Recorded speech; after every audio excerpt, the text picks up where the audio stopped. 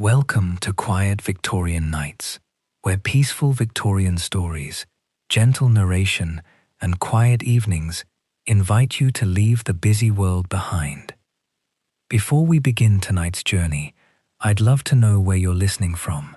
Leave your country or city in the comments below. It's always a pleasure to see our little community growing across the world, one peaceful evening at a time. Now, make yourself comfortable. Sink into your pillow or your favorite chair and let your shoulders gently relax. Take one slow, unhurried breath, then another. There is nowhere you need to be and nothing you need to do for a little while. Simply listen as tonight's story carries you to a quiet English village where gardens bloom with the changing seasons, gentle hearts find their way home, and every page unfolds a little more softly than the last. The first signs of spring always arrived quietly in the village of Fenbridge. No one could ever say precisely when winter had ended.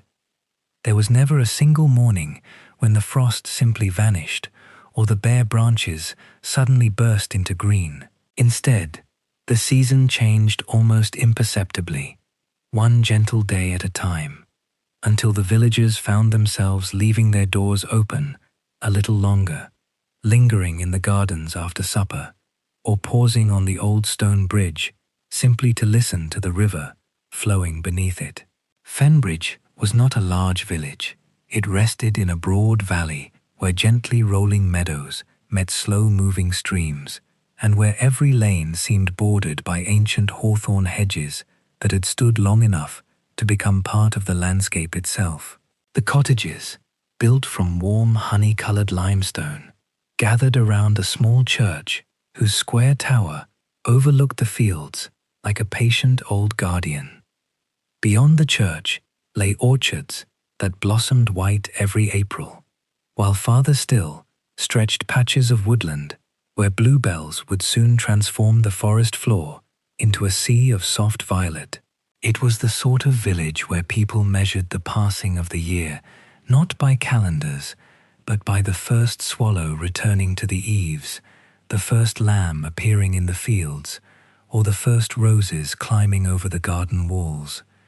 And every spring, before anyone else had noticed the season changing, there was one man who always seemed to know.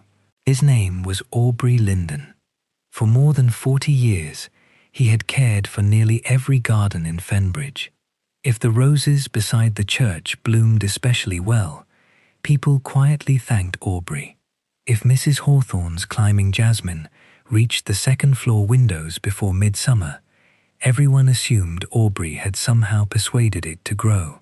When children picked daffodils along the village green, or elderly couples rested beneath flowering apple trees whose branches formed soft canopies of blossom, few of them stopped to consider how much of that quiet beauty existed, because one patient man had spent decades tending the soil long before dawn, while the rest of the village still slept. He never called himself a gardener.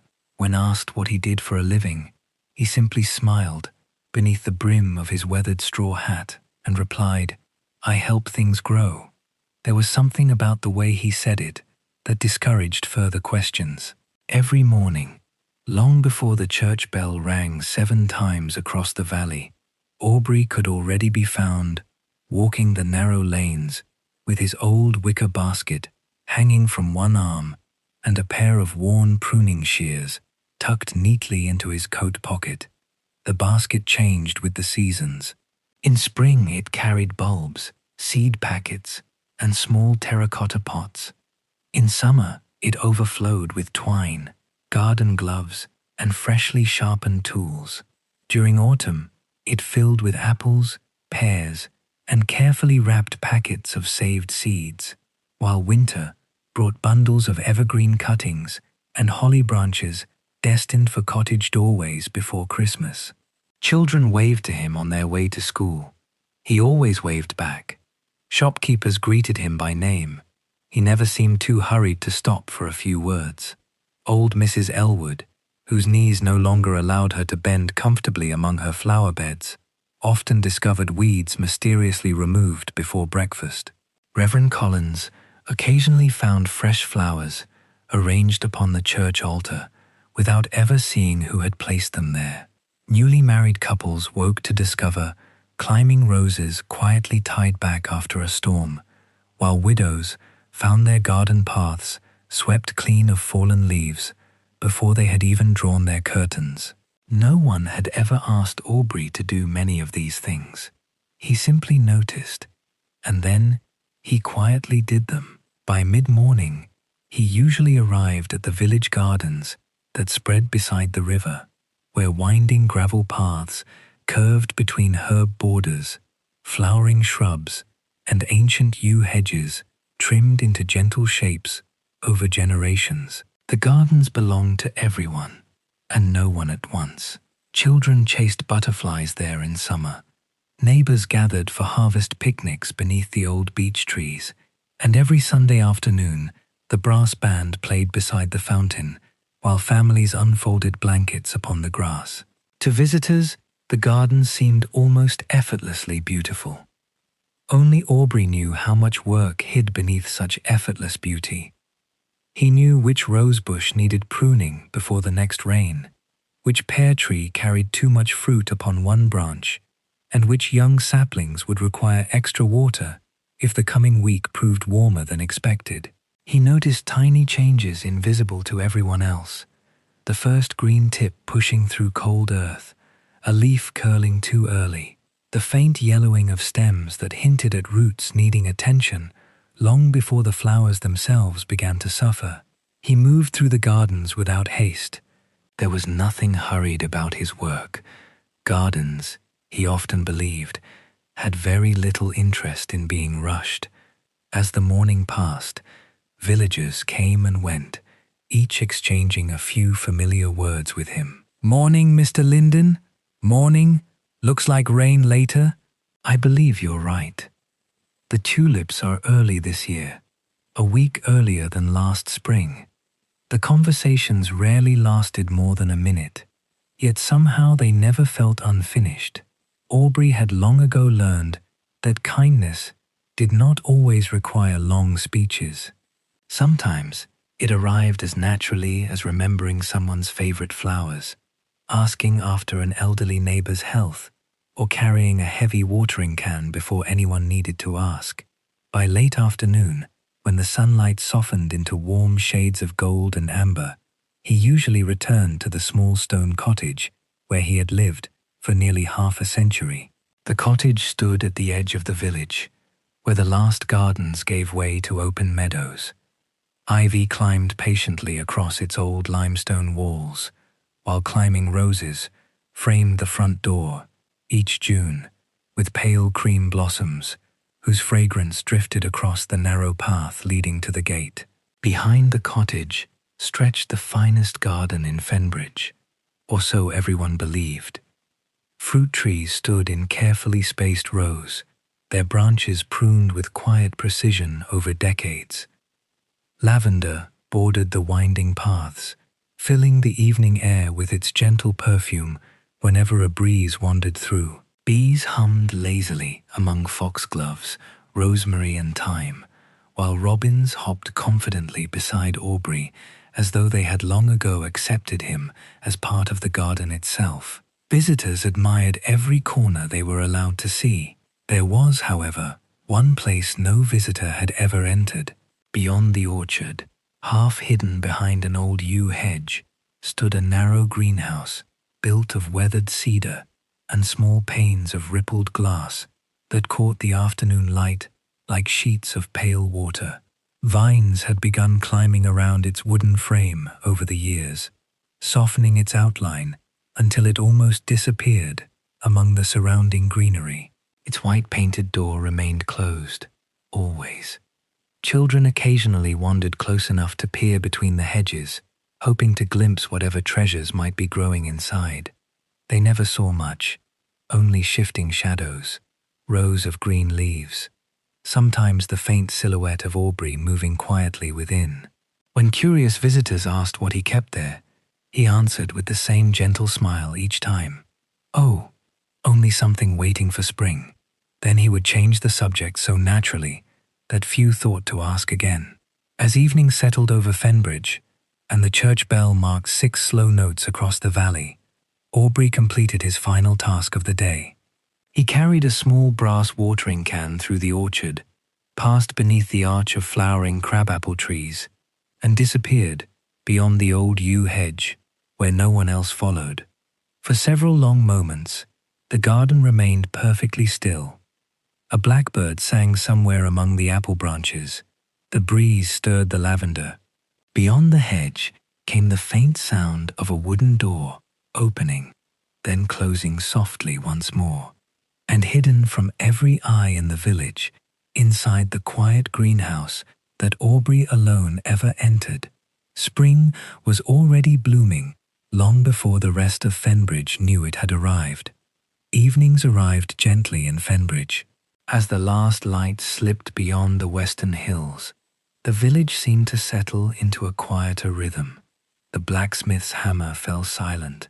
The baker closed his shutters, and one by one, warm squares of golden light appeared behind lace curtains throughout the cottages.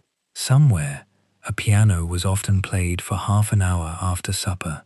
On other evenings, the only sounds were the distant murmur of the river, the occasional call of an owl from the woodland beyond the fields, and the soft rustle of leaves as the night breeze wandered through the orchard. Aubrey had followed the same evening routine for so many years that he no longer thought about it. He banked the fire before darkness had fully settled, placing another small log upon the glowing embers until the room filled with the familiar scent of burning oak. The old kettle was hung above the hearth, where it would soon begin its quiet song, and a single oil lamp was lit upon the round table beside the window. Its amber light spread gently across the little sitting room, warming the polished wood of the shelves and the faded green wallpaper that Eleanor had chosen more than 30 years before, because, as she had once laughingly explained, every room ought to remember that gardens exist, even in winter. Very little inside the cottage had changed since she was gone, and the rocking chair nearest the fire still wore the knitted shawl she had folded over its arm on one of the last cool evenings they had spent together. A small porcelain vase, painted with blue forget-me-nots, still stood upon the mantelpiece, though Aubrey now filled it only with simple greenery gathered from the garden. The brass clock, whose gentle ticking had accompanied countless quiet evenings, continued to mark the passing hours with dependable patience, sounding no different now than it had 20 or 30 years earlier. Visitors occasionally suggested rearranging the furniture. They meant well. Some believed the cottage would feel less lonely if it looked different. Aubrey always thanked them kindly. Then, after they had gone home, he quietly returned every chair, every framed picture, and every small ornament to the place where it had always belonged. Not because he wished to preserve the past unchanged, simply because nothing ever seemed to ask to be moved. When the tea had finished steeping, he carried his cup to the table beneath the lamp and opened the small drawer built into its side. Inside rested only 3 objects: a fountain pen, a folded handkerchief, and a cloth-bound notebook whose dark green cover had faded unevenly beneath years of careful handling. Aubrey lifted it with both hands, not because it was heavy, because habit had quietly taught him to. The corners of the linen cover had become smooth beneath countless evenings, exactly like this one. The spine had been repaired once with narrow strips of cream-colored paper, and between several pages, small dried petals still rested where they had been pressed decades before. Across the front cover, written in neat slanting handwriting with faded black ink, appeared only 4 simple words: Eleanor's Garden Book. It had never truly been a gardening manual. Visitors who imagined pages filled with planting schedules, pruning diagrams, or careful instructions for raising roses would have been disappointed. There were notes about flowers, certainly, but they rarely concerned the flowers themselves. Each page held a memory. Each bloom seemed somehow tied to an ordinary moment of their life together. Aubrey turned slowly through the book. As he did every evening, the pages carried the faint fragrance of old paper, lavender, and something almost impossible to name, a scent that belonged only to books kept for many years inside peaceful houses. The first entry had been written shortly after their marriage. Snowdrops, the first flowers Aubrey ever brought home. They were growing beside the stream, and he apologized because they weren't roses. I told him roses would have been entirely too serious for a Tuesday afternoon. A small smile touched Aubrey's face. He remembered that day perfectly. He had indeed apologized. Eleanor had laughed all the way home. He turned another page. Sweet peas. Their fragrance never lasts as long as one hopes, which may be exactly why they are worth growing every summer. Another. Lavender. If a house can remember happiness, I suspect lavender helps it do so. The entries continued year after year, not arranged alphabetically, nor by season, only by the quiet order in which life itself had unfolded. Some pages described journeys they had taken together. Others recalled village fates, unexpected rainstorms, neighbors who had long since passed away, or evenings spent reading beside the fire while seedlings waited patiently upon the windowsill for warmer weather. Many entries mentioned Aubrey. Almost all did so with gentle amusement. He insists weeds choose the busiest mornings. He apologized to the apple tree after pruning it too severely. Today he spoke to the tomatoes as though they might answer. Aubrey found himself smiling again. Eleanor had noticed everything, especially the small things he himself had never thought important enough to remember. Outside, the wind brushed softly against the windows. Somewhere beyond the orchard, a fox barked once before silence returned. The kettle gave a faint sigh as it settled above the dying fire. Aubrey continued turning the pages. He always stopped at the same place, near the end of the notebook. There, pressed carefully between two sheets of paper, rested a single dried silver-grey leaf. Beside it appeared the title of an entry never fully read, Silver Bell. His hand became perfectly still. For several moments, he simply looked at the page without opening it. The lamp flickered gently. Its warm light reached almost to the edge of the paper, but no farther. He knew the first sentence by heart. He had seen it often enough over the years without allowing himself to continue. I do hope we shall see the silver bells bloom together one spring. Nothing beyond those words had been read. Not once. For 6 years the remaining page had stayed quietly folded beneath his fingertips, waiting with remarkable patience. Aubrey could never quite explain why he stopped there. It was not fear of the flowers themselves, nor of the handwriting. It was something gentler and somehow heavier, as though the unwritten part of the evening always began beyond that page. He closed the notebook slowly. The cover settled with a soft whisper against the paper. His fingers rested upon it for a long moment, just as they had done hundreds of evenings before. Then he extinguished the lamp. Darkness filled the room, except for the fading glow of the fire. Outside, moonlight spread across the sleeping garden, touching the herb beds, the orchard, and the winding gravel paths with a pale silver light. Far beyond the old yew hedge, hidden inside the quiet greenhouse where no visitor had ever been welcomed, one slender stem had begun to lift its tightly closed buds toward the glass roof. It was still too early. Not yet. But somewhere within the silence of that hidden corner, spring was preparing a promise that only Aubrey believed he no longer deserved to see fulfilled. The following morning arrived with the quiet confidence of late April. A pale veil of mist still lingered above the meadows beyond Fenbridge when Aubrey opened the front gate just after sunrise. Dew rested upon every blade of grass, turning the village green into a field of tiny silver lights that disappeared one by one as the morning sun climbed higher above the hills. Blackbirds called from the hawthorn hedges, robins searched patiently beneath the herb beds, and somewhere beyond the orchard, a cuckoo announced the arrival of another gentle spring day. It promised to be one of those rare mornings when everything seemed willing to grow. The apple trees had begun to cover themselves with pale blossoms only a few days before, and now each breeze carried their faint sweetness through the winding lanes. Bees moved lazily between the rosemary flowers, pausing long enough upon each blossom that Aubrey sometimes imagined they too appreciated that some things were worth doing slowly. He spent the early hours tending the borders around the village fountain, carefully loosening the soil around young foxgloves that had survived an unusually wet March.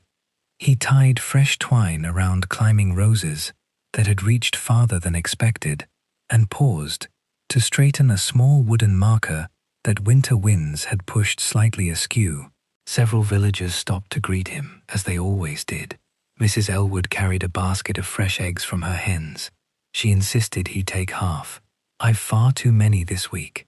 You said the same last week, and you'll hear it again next week." Aubrey accepted them with quiet gratitude, not because he particularly needed eggs, but because refusing kindness always seemed a little wasteful.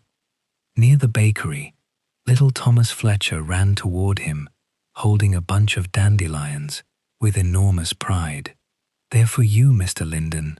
They're beautiful. My mother says they're weeds." Aubrey crouched until they were almost eye level, only to people who have forgotten how cheerful yellow can be.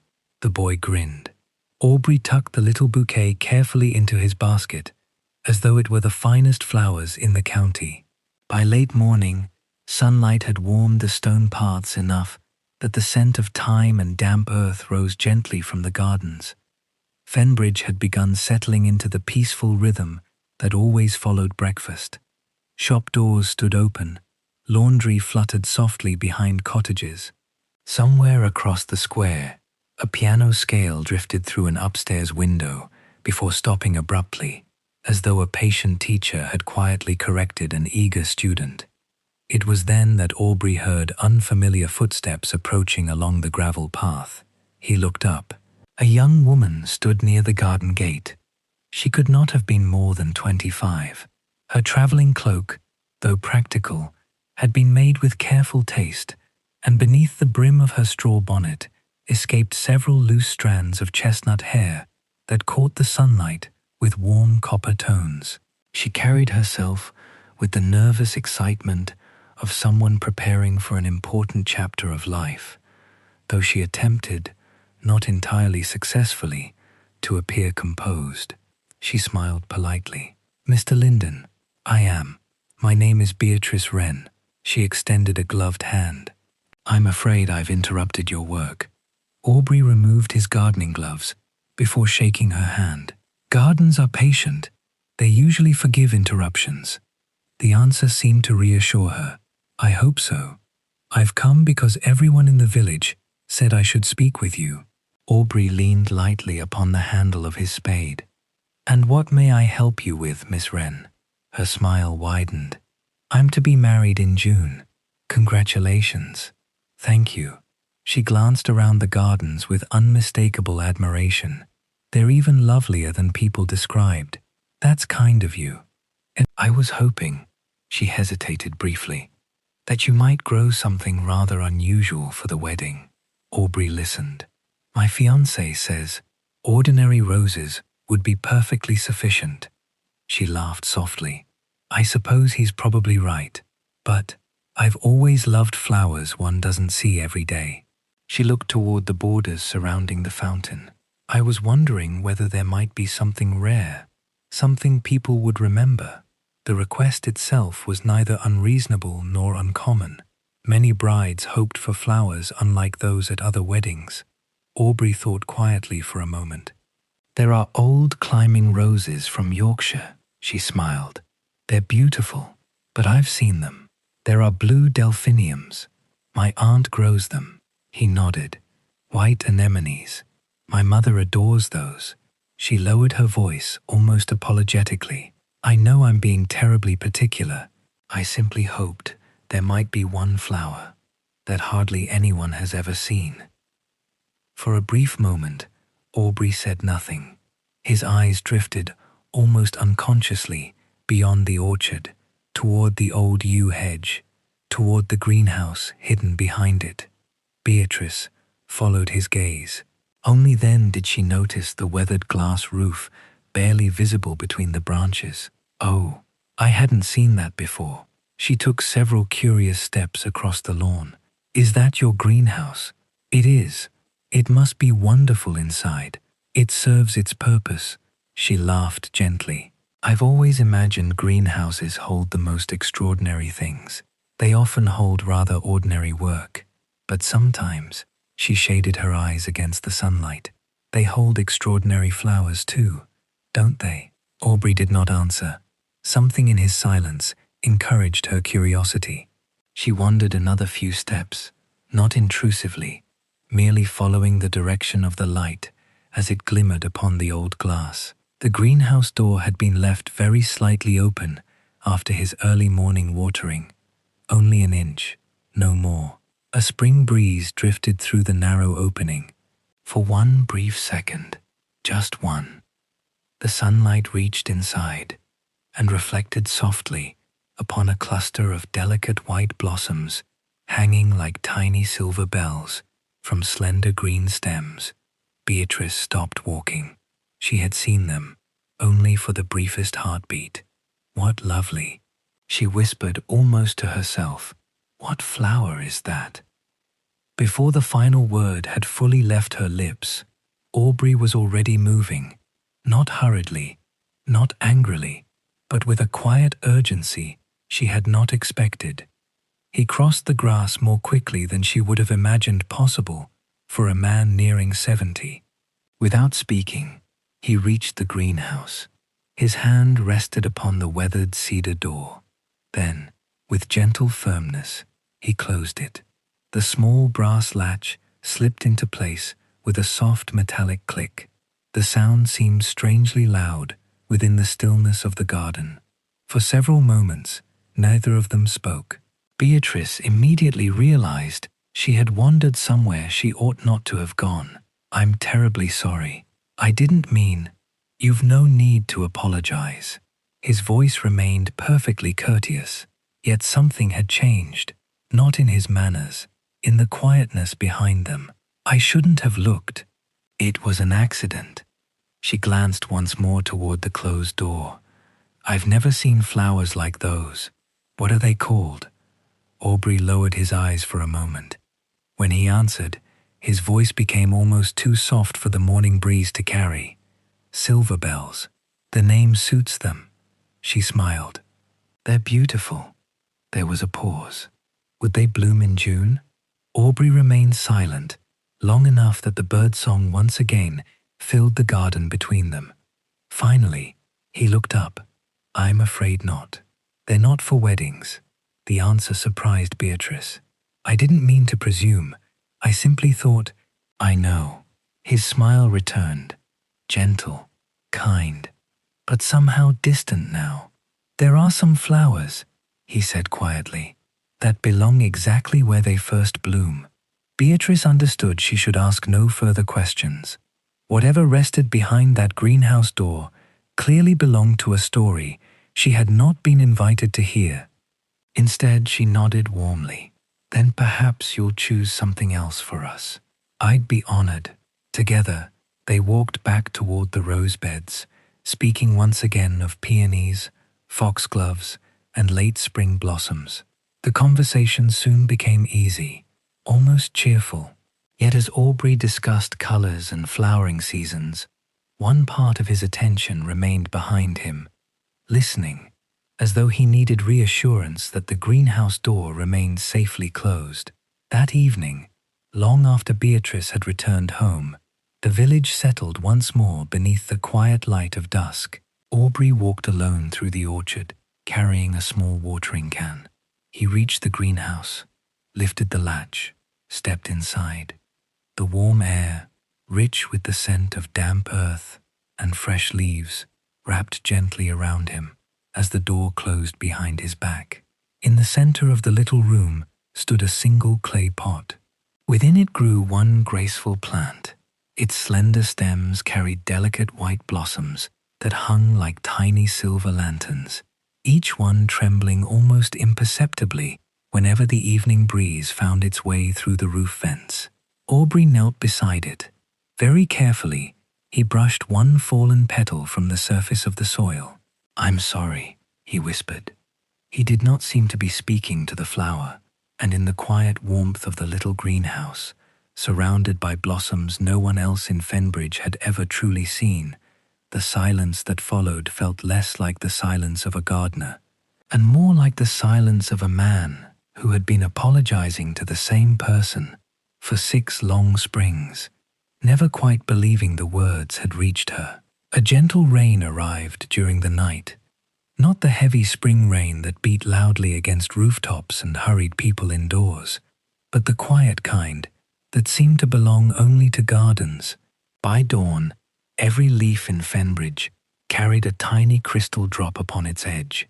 The gravel paths had darkened to a rich, earthy brown, and the fragrance of damp soil drifted through the village with such comforting familiarity that many of the older residents declared it to be the finest smell in all of England. Aubrey had always agreed. He believed there were very few things in life more hopeful than the scent of earth after rain. It carried with it the promise that unseen roots were drinking deeply, that seeds buried months before had not been forgotten, and that somewhere beneath the surface, life was quietly preparing itself for another season. He walked through the village gardens a little later than usual that morning, careful not to disturb the robins searching among the freshly turned flower beds. Tiny snails had emerged from beneath the stones during the night, and he gently lifted several from the gravel paths before they could be crushed beneath passing boots. The tulips stood a little straighter after their long drink of rainwater, while the climbing roses already carried fresh shoots that had not been there the previous afternoon. Gardens, Aubrey often thought, accomplished most of their growing while no one was watching. As he finished tying a young clematis against its wooden trellis, he became aware of someone standing quietly near the gate. It was not unusual. Children often wandered into the gardens after lessons, sometimes to pick daisies, sometimes to watch butterflies, and occasionally simply because they enjoyed talking to the old gardener who always seemed to have time for them. This morning, however, the little figure remained perfectly still. Aubrey looked up. The boy could not have been older than 9 or 10. His brown boots were damp from the wet grass, and his woolen cap looked slightly too large for his head, slipping forward every few moments until he pushed it back with an absent-minded movement. He held nothing in his hands, yet the careful way he stood suggested he had come carrying something much heavier than a basket. Aubrey smiled. "Good morning." The boy nodded politely. "Good morning, Mr. Linden. You know my name." "My mother does." He hesitated. "She says everybody knows you." Aubrey laughed softly. "I'm not entirely sure that's true." "It is." The boy sounded quite certain. "They said I'd find you here." Aubrey laid his gloves upon the stone bench beside him. "And what may I do for you?" The child glanced down at his boots. For several moments, he seemed to study the little puddles collecting between the stones, as though arranging his thoughts before speaking. "My name's Peter. It's good to meet you, Peter." Another pause. "My mother's poorly." The words were spoken with remarkable calm, not because the boy lacked feeling, because children often discover seriousness before they discover the language to describe it. Aubrey's smile faded into something gentler. "I'm sorry to hear that," Peter nodded. "The doctor comes every few days. And your mother? She mostly sleeps now." The breeze stirred the wet branches overhead. Somewhere nearby, a blackbird began singing after the rain. Peter looked toward the flower beds surrounding the fountain. "I wanted—" He stopped, then tried again. "I wondered if His voice became almost embarrassed. "If I might have a flower." "A flower? For Mother," he hurried to explain. "I don't have any money. I know flowers cost things. I thought perhaps, if there was one nobody wanted." Aubrey remained very still. Children had asked him for flowers before, for school projects, for birthdays, for pressing between the pages of books, but never quite like this. "What kind of flower does your mother like?" Peter thought carefully. "I don't know. She likes looking at flowers, but she never says which ones." Aubrey smiled. "That sounds rather wise." The boy seemed relieved. "I thought maybe—" He looked around the gardens once more. Something cheerful, so she'd have something pretty beside the bed. The request settled quietly between them. It was such a small thing.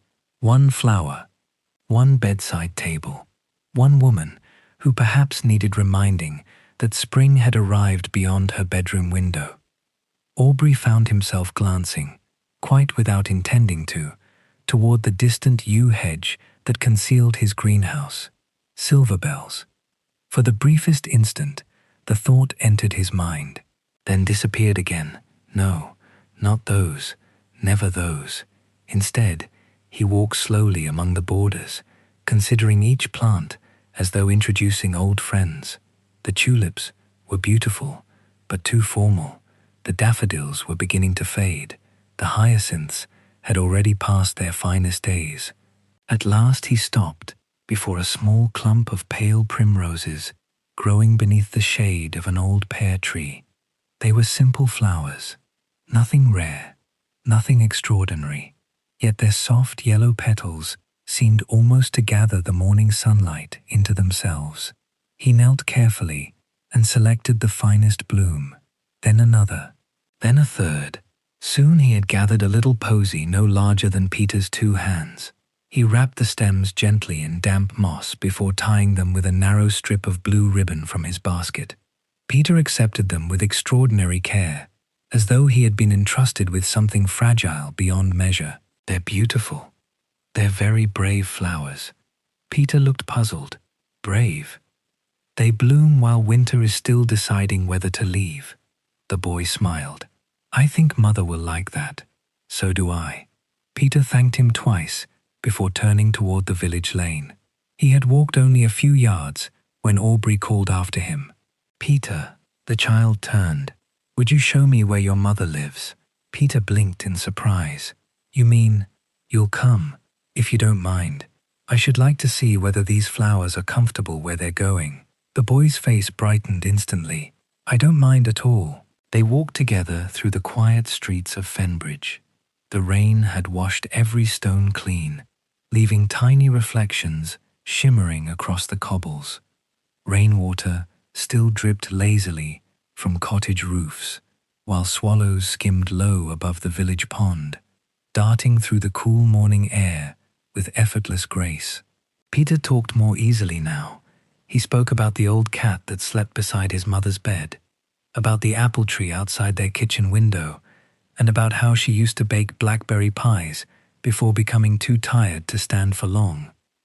Aubrey listened, mostly, but with every step they took, another memory walked quietly beside him. Another spring, another cottage, another room where curtains remained half-drawn even during daylight, another bed beside a window, another woman whose breathing had grown softer week by week. He remembered carrying fresh flowers into that room almost every morning, remembered changing the water, remembered opening the window whenever the weather allowed so birdsong might drift inside. He also remembered the hours he had not been there, the mornings spent searching nurseries across neighboring counties, the afternoons riding home with packets of seeds tucked carefully inside his satchel, always believing there would still be time, always believing next spring would arrive soon enough. Peter's voice gently interrupted the memory.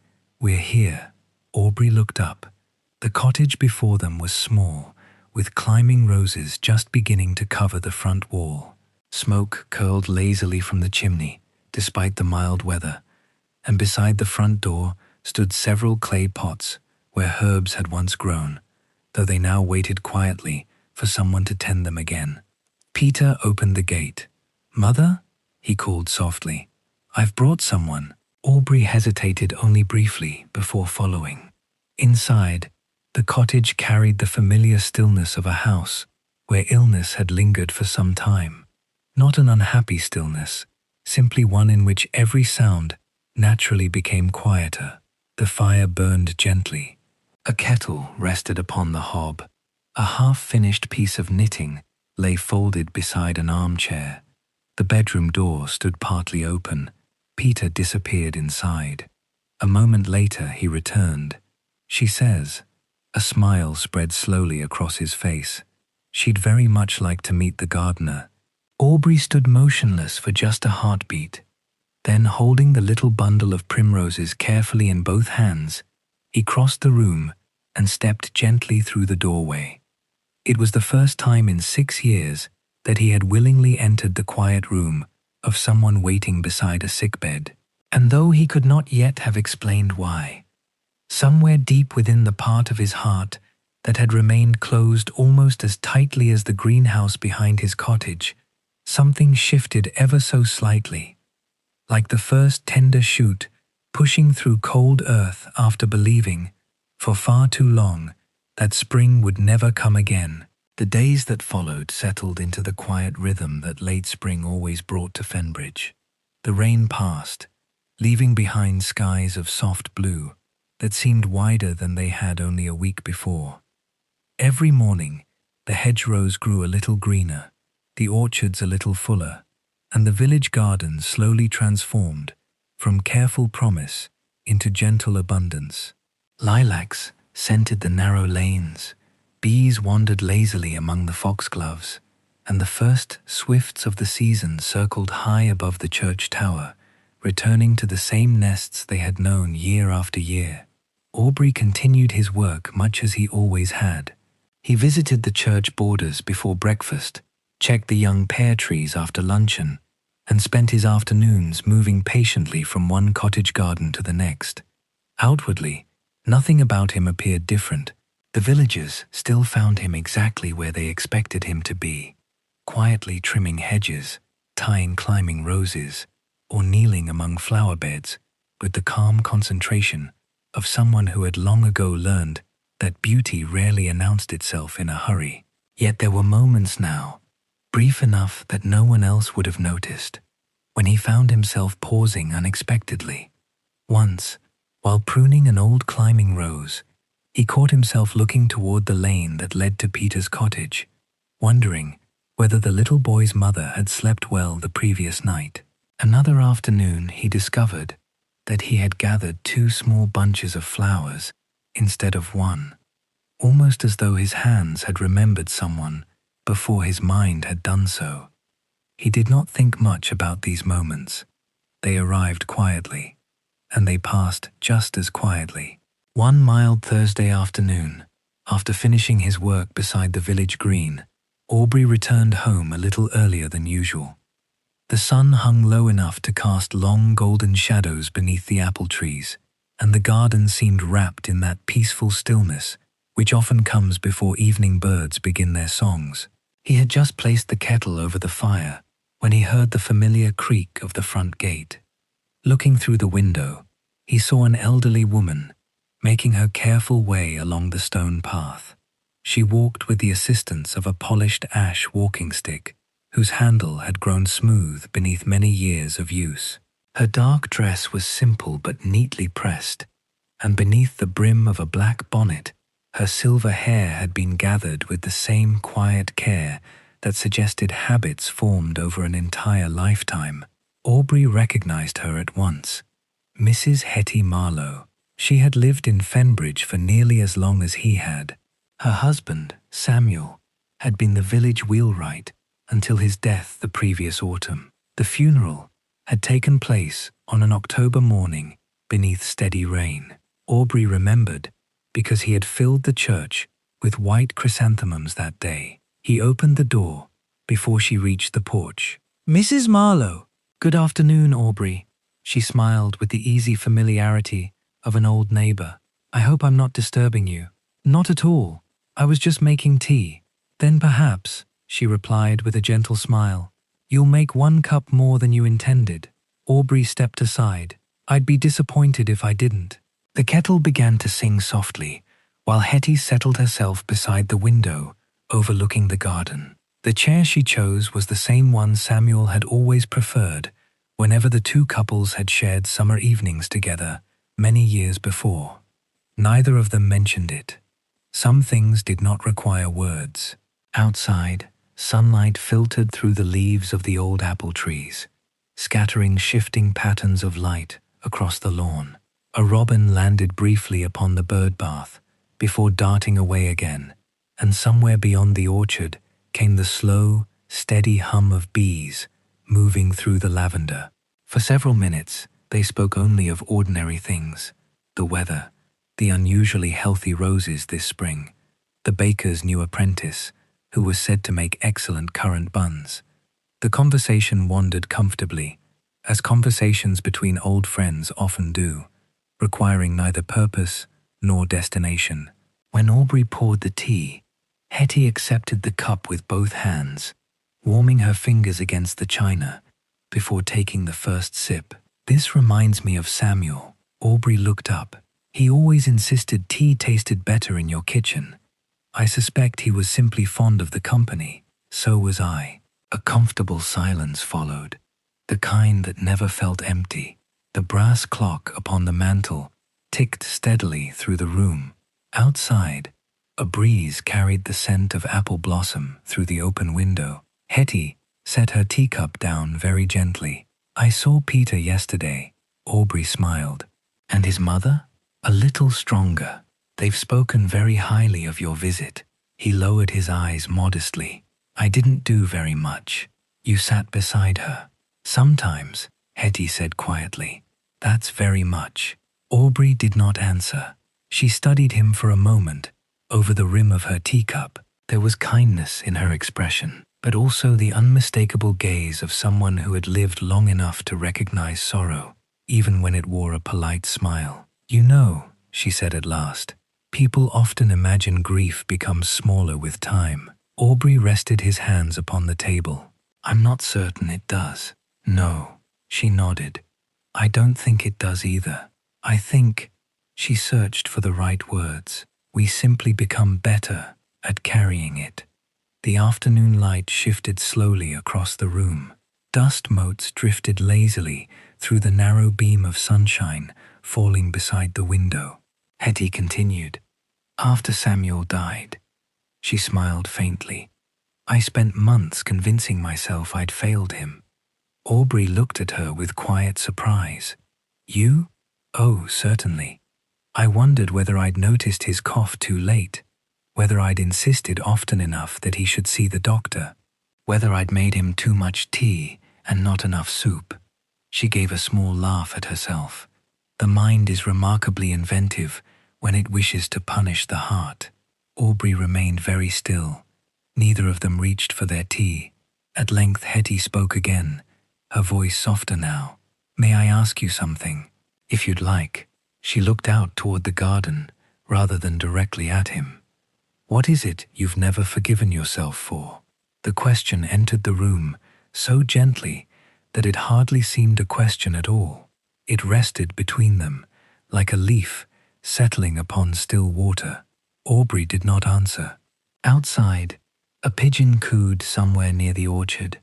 The clock continued its patient ticking. The silence stretched long enough that another person might have hurried to fill it. Hetty did not.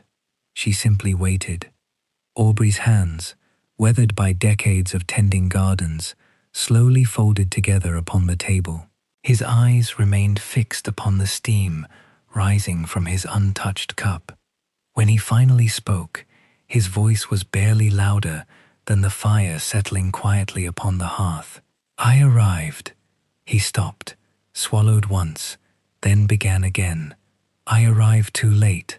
Nothing more, just those 4 words. Yet they carried the weight of 6 silent springs. Hetty did not ask who, nor when, nor why. She understood that grief When it finally found words, rarely offered them all at once. Instead, she reached across the table and gently laid her hand over his, not to comfort him, not to persuade him, only to let him know he was no longer carrying the silence alone. After a long while, she smiled, though her eyes remained thoughtful. "You know, Aubrey, gardeners understand something the rest of us often forget." He looked up. "When a tree loses a branch, it doesn't spend the rest of its life apologizing to the wind. It simply keeps growing." The words lingered quietly between them. Neither of them attempted to explain them further. As evening settled over Fenbridge, Hetty rose to leave. At the garden gate, she turned once more toward the little cottage.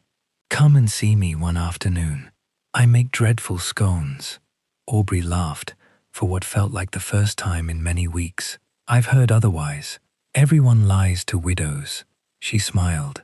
Out of kindness, he watched until she disappeared beyond the hawthorn hedge. The garden grew still again. For a long time, Aubrey remained standing beneath the apple tree, listening to the breeze move softly through the branches overhead.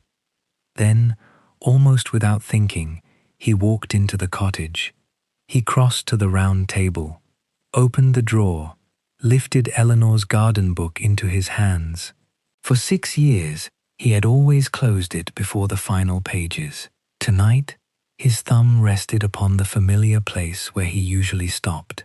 And for the first time since the spring she had gone, he found himself wondering, not whether he was ready to remember, but whether Eleanor had been waiting all along for him to keep reading. That evening, Fenbridge seemed unusually quiet. The last of the sunlight lingered upon the western fields, turning the long grass into waves of pale gold that rippled whenever the breeze passed over them. Swallows skimmed low above the river, catching insects in graceful arcs, before disappearing beneath the old stone bridge, while somewhere beyond the churchyard, the slow tolling of the 6 o'clock bell drifted gently across the valley. Aubrey walked home without hurrying. His wicker basket hung almost empty beside him, containing only his gloves, a small bundle of twine, and the pruning knife he had forgotten to return to the shed. Normally, he would have noticed such a thing. Normally, every tool had its proper place before the day was done. But Hetty's words had followed him all afternoon. "What is it you've never forgiven yourself for?" He had answered with only 4 words. "I arrived too late." Yet now that they had finally been spoken aloud, they seemed somehow larger than before, as though silence had been holding them together all these years, and speech had allowed them to spread quietly through his thoughts. When he reached the cottage, he did not light the fire immediately. Instead, he stood for a few moments beneath the climbing roses that framed the front door. The evening air carried the fragrance of damp earth and flowering apple trees, while bees, heavy with the day's work, drifted lazily toward their hives before nightfall. Everything around him was preparing to rest. Only he seemed unable to. After placing the kettle upon the stove, Aubrey picked up the small brass watering can that always waited beside the back door. He did not need it. The greenhouse had already been watered that morning. Still, he carried it with him, perhaps because habits sometimes know where we are going before we do. The gravel path curved through the herb garden, where lavender had begun to color softly beneath the fading light. It continued beneath the orchard, where young apples, no larger than marbles, had already appeared among the blossoms. Beyond them stood the old yew hedge, tall enough that no one passing along the lane could ever see what lay behind it. The greenhouse waited in its familiar silence. Its cedar frame had weathered to a soft, silver gray over the years, and the small panes of old glass reflected the evening sky in uneven patches of pale blue and gold. Ivy climbed slowly around one corner, while moss had settled comfortably along the stone foundation, as though the building itself had gradually become another living thing within the garden. Aubrey rested one hand upon the worn brass latch. He remained there for a long moment, not because he hesitated to enter, because he always did. Then, with quiet care, he opened the door. Warm air greeted him immediately. It was different from the cool spring air outside. Here, the warmth carried the rich scent of watered soil, clay pots, cedar shelves, and growing leaves. Tiny droplets of moisture rested upon the inside of the glass roof, catching the last sunlight and scattering it into countless small points of silver. The greenhouse was not large. Only one narrow path ran through its center. Shelves lined both walls, filled with seedlings, cuttings, and small terracotta pots that Aubrey patiently tended throughout the year. Ferns unfurled delicate green fronds beneath shaded corners, while climbing vines wrapped themselves gently around thin wooden supports. Small labels, written in Aubrey's careful handwriting decades earlier, still marked many of the pots. Some labels had faded until they could barely be read. He had never replaced them. He knew each plant well enough without needing names. Everything inside the greenhouse appeared healthy. Everything, except that almost none of it held Aubrey's attention. His eyes moved instinctively toward the far end of the room. There, where the afternoon sun lingered longest beneath the southern glass, stood a single oak table. Nothing else occupied that corner.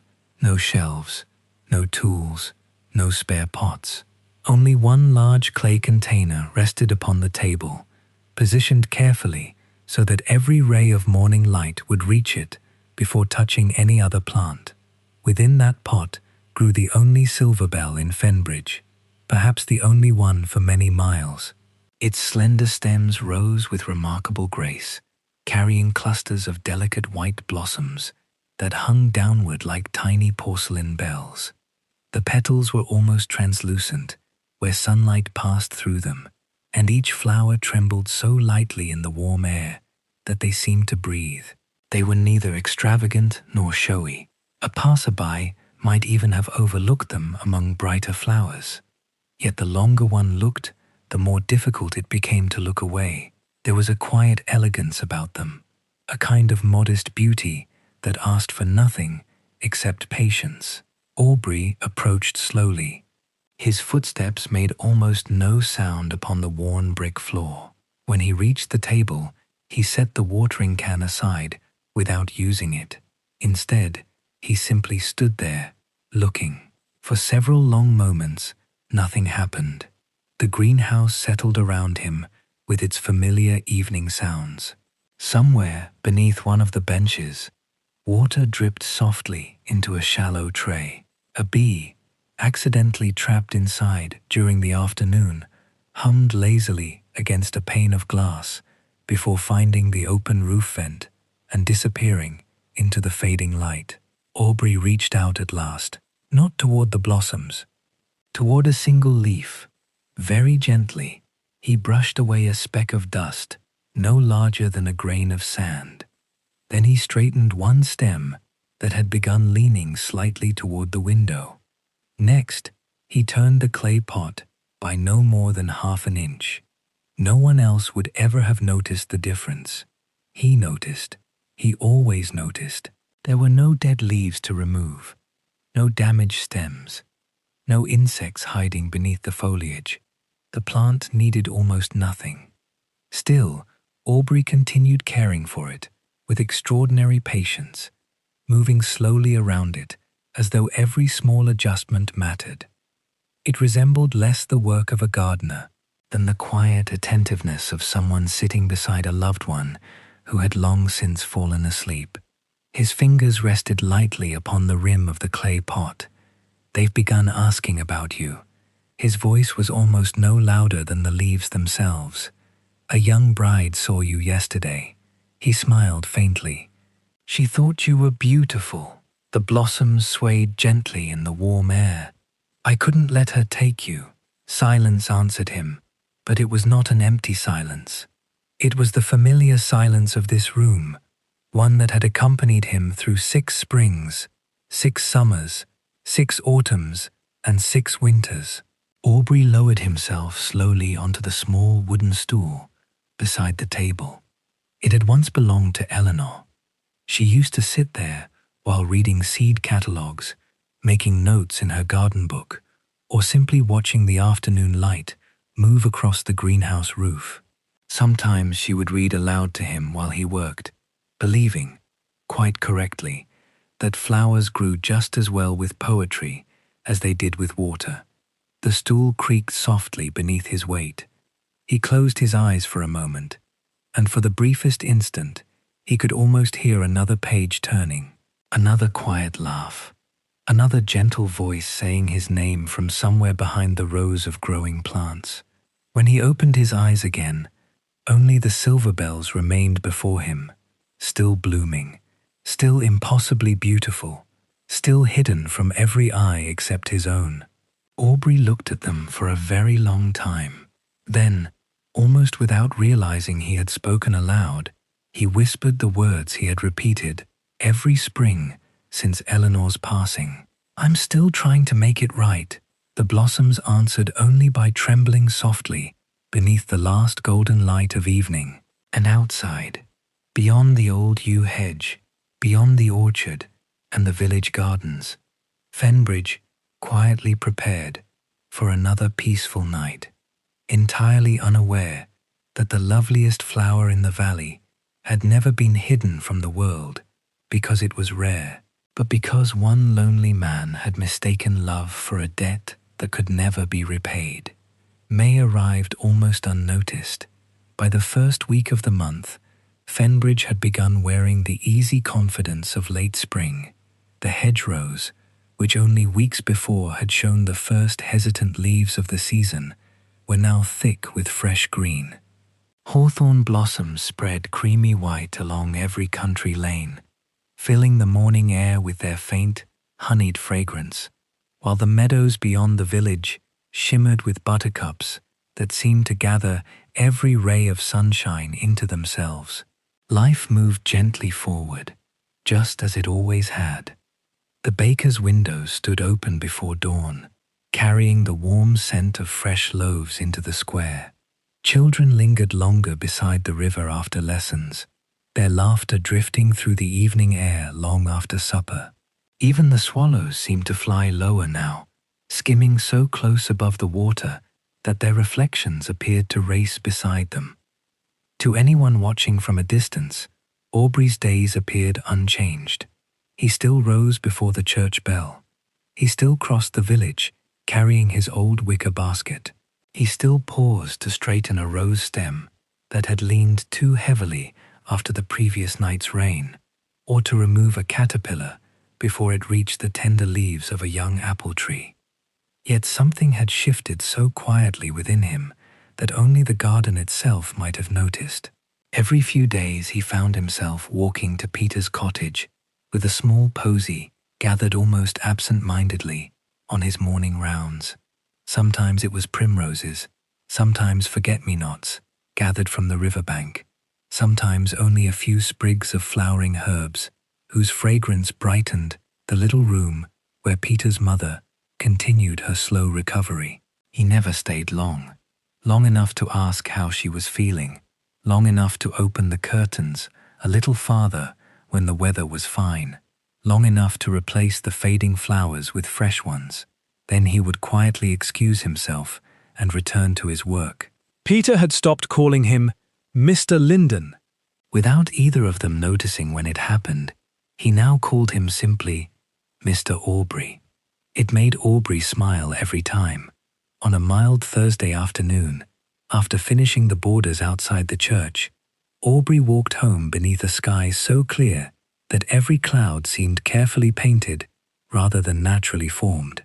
The air carried that unmistakable softness which comes only once or twice each spring, when neither winter nor summer seems eager to claim the day for itself. As he reached his front gate, he noticed someone standing beside it. The man rested both hands upon a polished ash walking stick. His broad hat shaded a weathered face, deeply lined by years spent outdoors, while his thick, grey beard, though neatly trimmed, refused to obey any comb for very long. His coat bore small traces of dried earth along the cuffs, and beneath one arm he carried a bundle wrapped carefully in old linen. He looked as though he belonged among orchards, or ancient trees, or places where people measured time by seasons rather than clocks. For a moment, Aubrey simply stood still. Then, quite unexpectedly, a smile spread slowly across his face. "Walter," the old man looked up. "Aubrey." Neither of them hurried forward. Neither seemed inclined toward dramatic greetings. Instead, they shook hands firmly, holding the grip perhaps a heartbeat longer than either would have admitted. "You've taken your time," Walter smiled. "I've been telling myself I'd visit for nearly 3 years. And what finally persuaded you?" "My daughter." Walter laughed quietly. "She said if I kept postponing old friendships much longer, I'd soon be too old to enjoy them." Aubrey chuckled. "She may have a point. I dislike it when younger people have sensible ideas." "So do I." They stood together for another moment, smiling in the comfortable way only very old friends can smile after long absences. Walter Fenn had once been one of the finest gardeners in the neighboring county.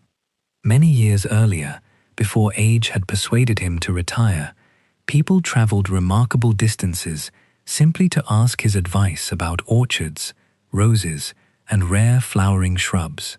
It was Walter who had first taught Aubrey how to graft young apple trees, how to recognize disease before it reached the leaves, and perhaps most importantly, how to accept that no gardener, however skilled, could ever truly command the seasons. "You've hardly changed," Walter said. "I've become shorter." "No." Walter tilted his head thoughtfully. "You've simply spent too many years bending toward flowers, and you've become slower." "I have, but I've learned to enjoy it." Aubrey led him through the front garden. The old friends walked without hurry, pausing every few yards as gardeners naturally do. Walter admired the espalier pears trained against the warm stone wall. He knelt to examine the health of a rose without touching it. He noticed a newly planted beech sapling, no taller than his shoulder. "Good roots. They're trying. So are we." The conversation wandered easily through familiar territory. Weather, soil, late frosts, an unusually healthy season for peonies. For a while it might have seemed they had never spent a day apart. After tea, Aubrey suggested they walk through the orchard. Walter agreed immediately.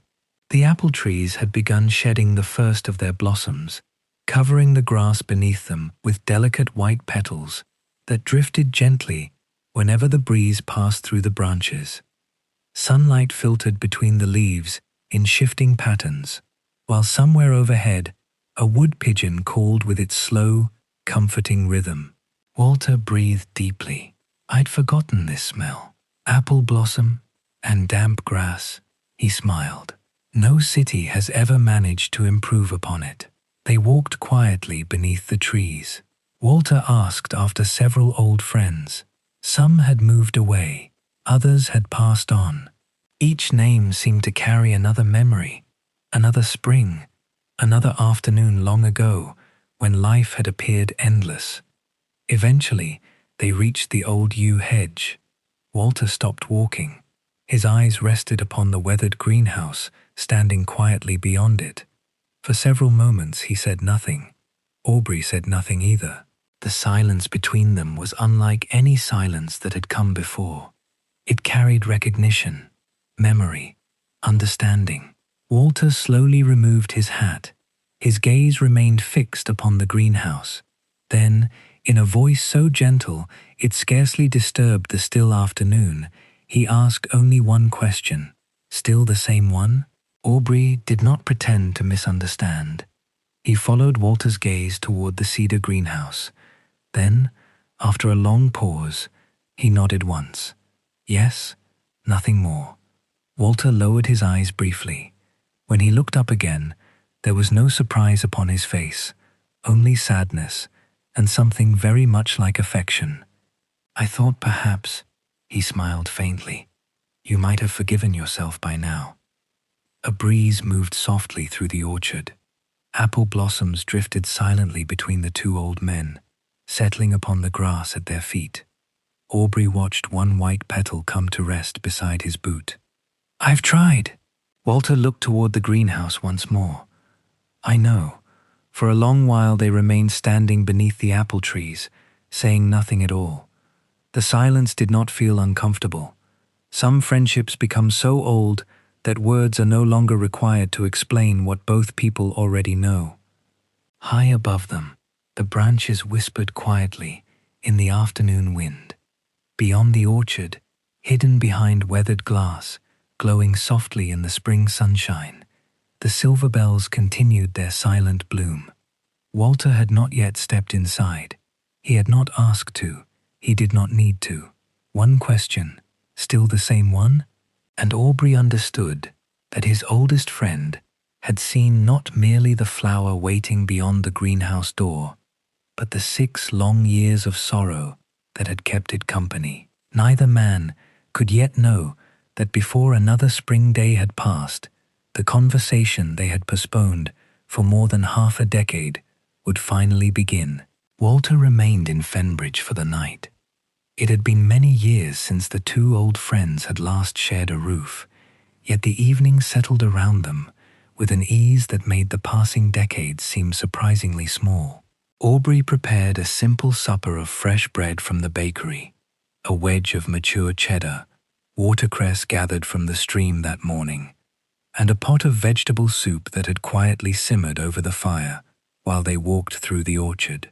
They ate without ceremony, as men of their generation often did, pausing now and then to admire the peaceful silence that filled the cottage once the day's work had ended. Outside, the last swallows crossed the evening sky before disappearing beneath the eaves of the church. The western horizon still held a pale ribbon of amber light, but the first stars had already begun appearing above the dark outline of the woods beyond the meadows. The windows stood slightly open, allowing the cool scent of apple blossom and damp grass to drift gently through the room. Walter set down his spoon and looked around the cottage. So little has changed.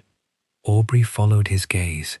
The same shelves, the same clock, the same armchair, even the same blue porcelain vase upon the mantelpiece. I never found a reason to move anything. Walter nodded thoughtfully.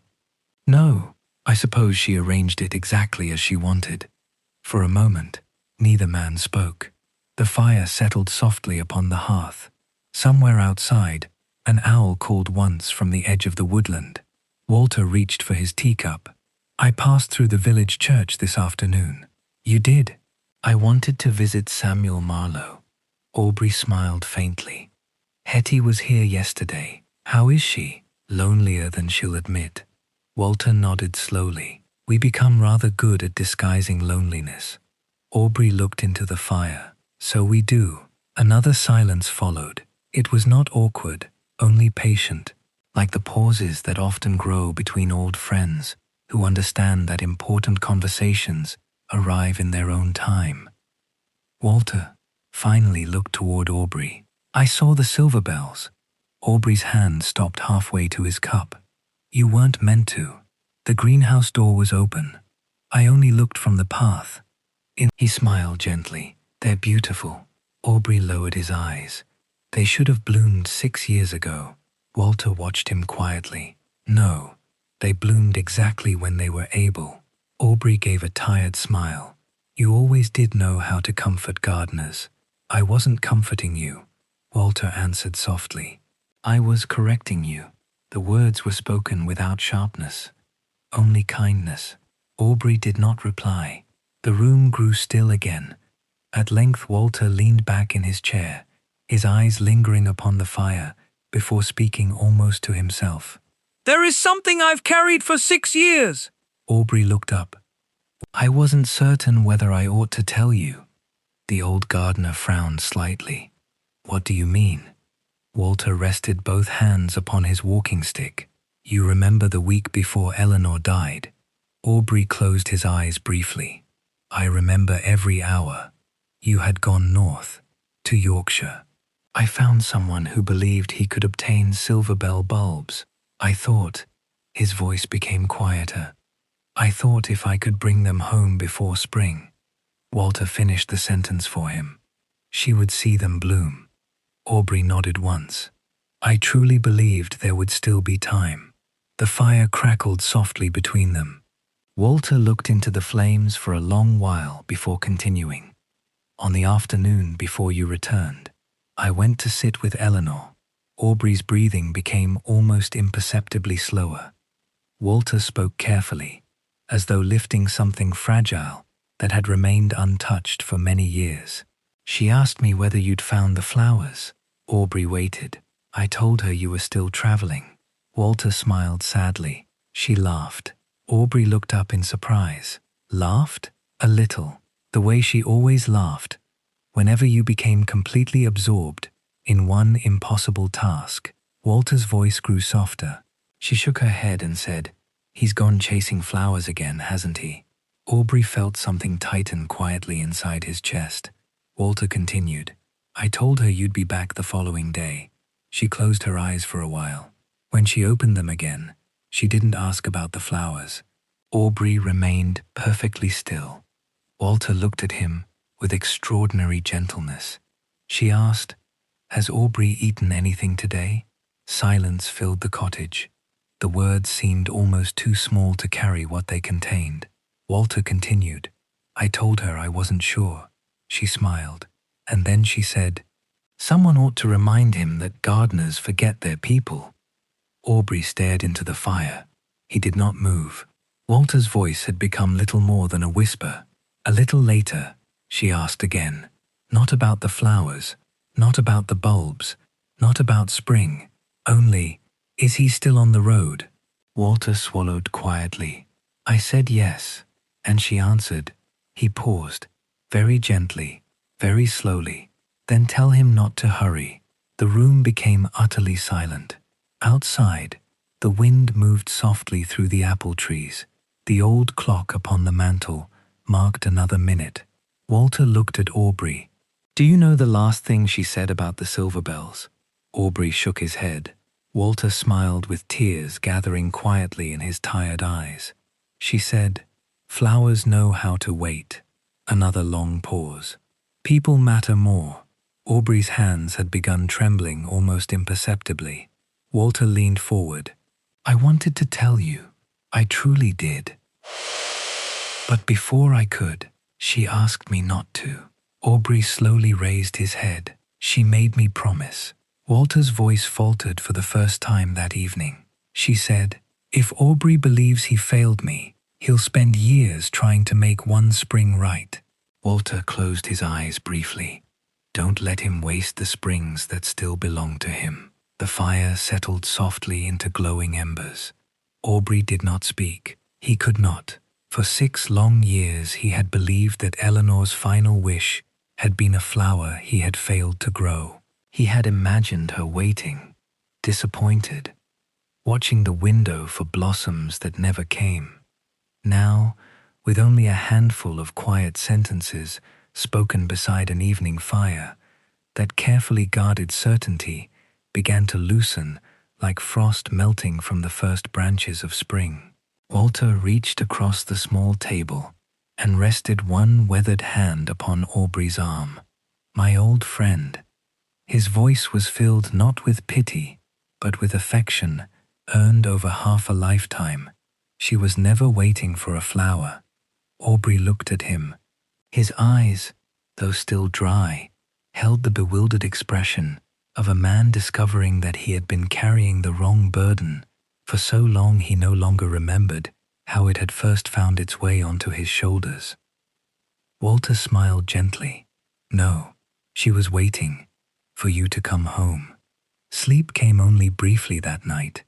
The cottage remained quiet, wrapped in the familiar sounds that had accompanied Aubrey through so many peaceful evenings. The gentle ticking of the brass clock upon the mantel, the occasional settling of the fire as another log surrendered its warmth, and, beyond the slightly open window, the distant murmur of the river finding its patient way through the valley. Walter had retired early to the small guest room overlooking the orchard. Before climbing the stairs, he had rested one hand upon Aubrey's shoulder and said only, "Don't read it tonight." Aubrey had smiled faintly. "I wasn't planning to." Walter had nodded. "I know." Nothing more needed saying. Yet long after the house had fallen silent, Aubrey remained seated in the armchair beside the dying fire. The conversation they had shared seemed unwilling to leave the room. It lingered among the familiar furniture, drifted softly through the lamplight, and settled gently upon every object Eleanor had once touched. She was never waiting for a flower. The sentence returned again and again, not loudly, but with the quiet persistence of rain falling upon old stone. For 6 years, he had built an entire life upon a misunderstanding. Every spring, every seed, every careful watering, every blossom hidden behind the greenhouse door, all of it had grown from a single belief that had never been true. He had imagined himself carrying Eleanor's final disappointment. Instead, he had been carrying his own. When the first pale light of dawn slipped through the curtains, Aubrey rose quietly from his chair. The house still slept. Even the birds had not yet begun their morning chorus. He crossed to the table beneath the window. The drawer opened with its familiar wooden whisper. Inside lay the garden book, exactly where it had rested every evening for 6 years. He lifted it with the same careful hands. Yet this morning something felt different. Not the book, not the room, only the man holding it. Outside, the eastern sky slowly brightened above the orchards. Mist gathered low across the meadows, softening the outlines of distant trees until they appeared almost like memories rather than landscapes. The first blackbird greeted the morning with a single clear note, followed moments later by another farther down the valley. Aubrey carried the book through the open back door. The air held that delicate freshness, found only in the earliest hour of day, when dew still rested upon every leaf and the world had not yet begun speaking above a whisper. Instead of walking toward the greenhouse, he settled upon the old wooden bench beneath the apple tree. It had been Eleanor's favorite place to read during spring. From there, she could watch the orchard, the herb garden, and, beyond the yew hedge, the roof of the greenhouse, catching the morning sun. Many afternoons, she had sat exactly there, making notes in the very book Aubrey now held upon his lap.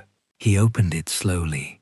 The pages turned with their familiar softness: snowdrops, lavender, sweet peas, foxgloves, apple blossom. Each page greeted him like an old friend.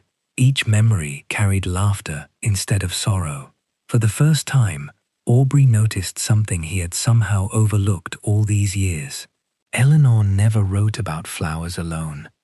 Every page was about people. The flowers merely happened to be present.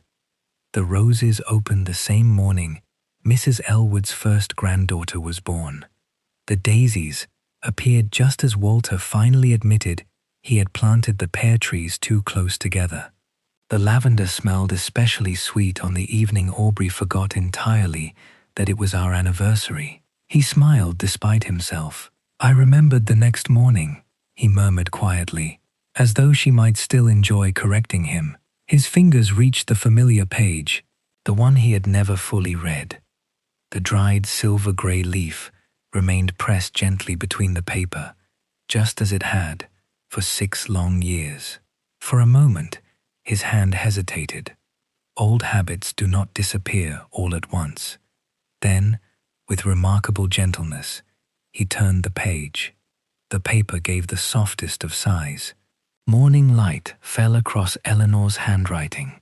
It looked exactly as he remembered it, steady, graceful, and slightly leaning forward, as though every sentence wished to continue into the next. The entry was longer than he had imagined. It began simply, Silver bells. People say they are difficult flowers.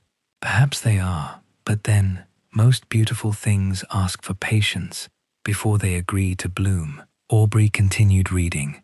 I sometimes wonder whether Aubrey loves flowers because they cannot be hurried. He has always been gentlest with the things that require waiting. His eyes blurred for a moment. Not because the handwriting had faded, because tears, quiet and unexpected, had begun gathering after 6 patient years. He blinked once, then read on. If these flowers ever bloom in our garden, I hope we shall sit together beside them with tea, saying very little, as we usually do when we are happiest. The sentence ended there. Aubrey closed his eyes briefly. That afternoon had never come. He had believed that was the tragedy. Now, he continued reading. There were only a few lines left. They had waited 6 years to be seen. And if another spring arrives without me, his breathing slowed. Please don't keep the silver bells hidden for my sake. A breeze stirred the branches above him. Several apple blossoms drifted quietly onto the open pages. He did not brush them away. Flowers are happiest when they are admired. Gardens are happiest when they are shared. And love. His voice almost failed him as he silently formed the next words. Love should never become a room that locks itself from the sunlight. For a long while, he could not continue. The village remained peacefully unaware. Smoke began rising from cottage chimneys. Somewhere the church bell prepared to mark the hour. Aubrey looked toward the greenhouse beyond the yew hedge. For the first time in 6 years, it no longer appeared to him as a sanctuary. It looked like a prison. He lowered his eyes to the final lines, the very last words Eleanor had ever written. They were shorter than he expected, almost impossibly simple. Thank you for every ordinary day, for every flower that bloomed, for every one that didn't. Most of all, thank you for always coming home. Aubrey's hands began to tremble, not with grief. Grief had lived beside him for many years. This was something quieter, something gentler. The slow, unfamiliar feeling of forgiveness, finding its way into a heart that had forgotten such a thing was possible. A single tear slipped silently onto the page. It rested there only a moment before soaking into the old paper, disappearing among Eleanor's words, as though it had always belonged. Aubrey carefully closed the book. He held it against his chest for several long minutes, while the morning sun climbed higher above the orchard. Then he stood, without hurry, without hesitation, and instead of walking toward the village gardens, as he had done every morning for decades, he turned toward the old yew hedge, toward the weathered greenhouse, toward the little cedar door that had remained closed for 6 springs. Behind it, the silver bells were waiting quietly in the growing light. Not to remind him of what he had lost, but, at last, to show him what Eleanor had hoped he would one day find again. The first morning of June arrived beneath a sky so clear that it seemed almost impossible to imagine the long winter that had come before it. Sunlight spread gently across the valley, touching first the weather vane atop the church tower, then the orchard beyond Aubrey's cottage, until finally it reached the old greenhouse, standing quietly behind its sheltering hedge. Dew still rested upon every blade of grass, and the air carried that unmistakable freshness which belongs only to the earliest hours of a summer morning, when the world has not yet warmed enough to hurry. Fenbridge was only just beginning to wake. Smoke rose lazily from cottage chimneys.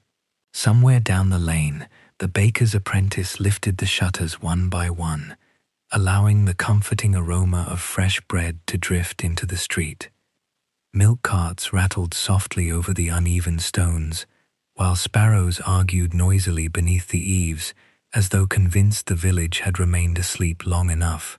Aubrey had been awake for hours, not because he had work to do, because peace, he was beginning to discover, sometimes arrived before dawn.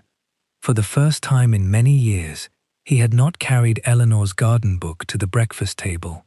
It remained where he had left it the previous evening, resting upon the windowsill beside the open window. A gentle breeze occasionally lifted one corner of its pages before letting them settle again, as though the book itself no longer insisted upon being read. Its words had finally completed their journey. Now they belonged not to the paper, but to him. He finished his tea slowly, listening to the familiar sounds of the garden beyond the open door. Bees had already begun visiting the lavender, and somewhere near the herb beds, a robin hopped confidently between the stepping stones, pausing every few moments to examine the soil Aubrey had turned only yesterday. Everything appeared perfectly ordinary, yet nothing felt quite the same. He reached for his old straw hat, then paused. Instead of taking the wicker basket that accompanied him every morning, he picked up only a small brass key hanging from a hook beside the back door. The key was old. Its iron had darkened with age, while years of careful use had polished the handle until it shone softly in the morning light. It fitted only one lock, the greenhouse. As Aubrey walked through the orchard, he found himself noticing details he had overlooked countless times before. Young apples, still scarcely larger than walnuts, had begun weighing gently upon the branches. A family of wrens darted in and out of the old nesting box Walter had built nearly 20 years earlier. The grass beneath the trees had grown thick enough that it muffled his footsteps almost completely. The yew hedge appeared before him. For 6 years, it had marked a quiet boundary between two lives. On one side lay the garden everyone knew. On the other, the garden only memory had been allowed to enter. Aubrey stopped before the greenhouse. Sunlight rested warmly upon the weathered cedar boards, revealing tiny cracks and knots that had slowly formed over decades of changing seasons. Ivy climbed almost to the roof now, and one climbing rose, planted by Eleanor many years earlier, had reached the edge of the doorway, offering 3 cream-colored blossoms that nodded gently whenever the breeze passed. He stood there for a long time, not because he doubted what he had come to do, only because some moments deserved to be approached slowly. At last, he placed the old brass key into the lock. The mechanism turned with the familiar click he had heard thousands of times. Yet this morning, it sounded different, not like something being secured, like something being released. He opened the door, and warm air flowed outward, carrying with it the rich fragrance of damp earth, cedar wood, and growing leaves. The silver bells still stood exactly where they always had, their graceful white blossoms shining softly beneath the glass roof as morning sunlight filtered through the climbing vines overhead. Aubrey smiled. For the first time, there was no apology in it. He walked to the oak table and rested one hand lightly upon the rim of the clay pot. "They've waited long enough." His voice was quiet, but it carried none of the sorrow it once had. Carefully, almost ceremonially, he lifted the pot. It was heavier than it appeared. The clay had absorbed years of watering, and the roots beneath the soil had grown deep and strong, filling every corner of the container with quiet determination.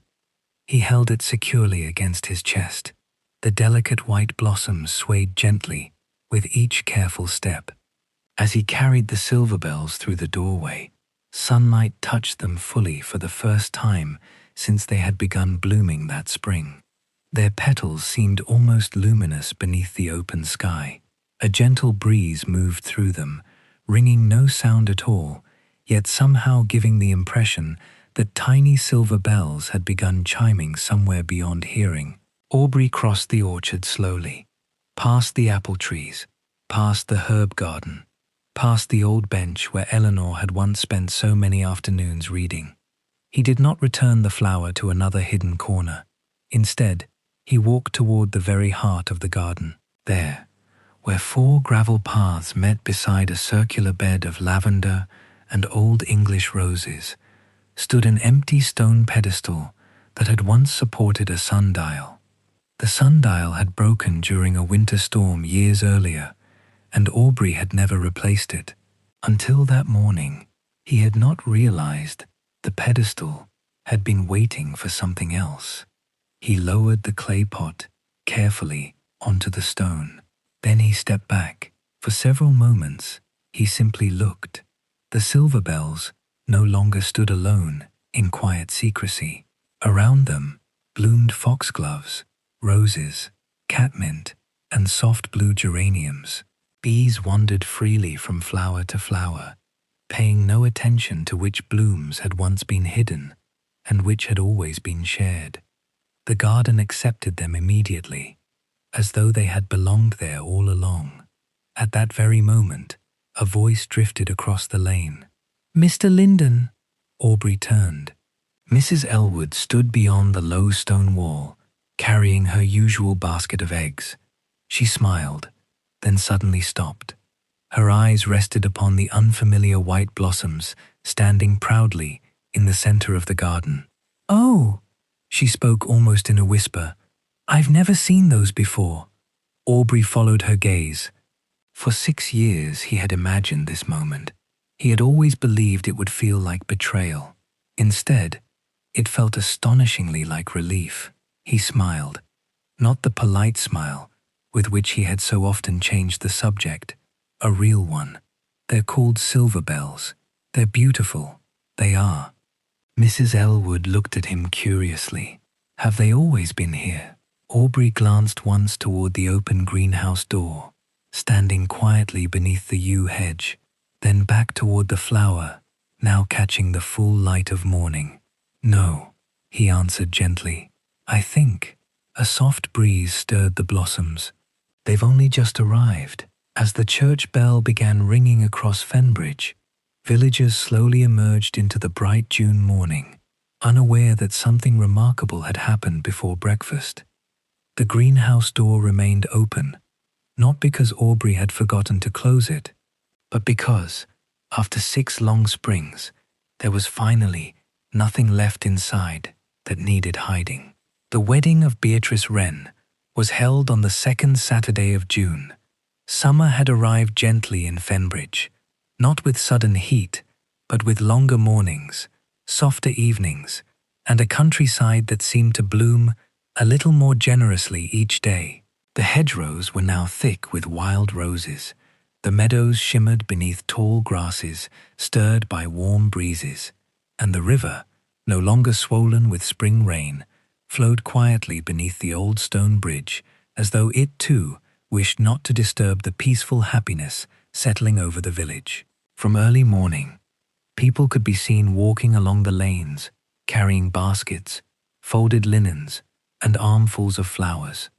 Children, dressed in their best clothes, were reminded repeatedly not to climb trees before the ceremony, though several clearly intended to ignore such advice the moment the adults looked elsewhere.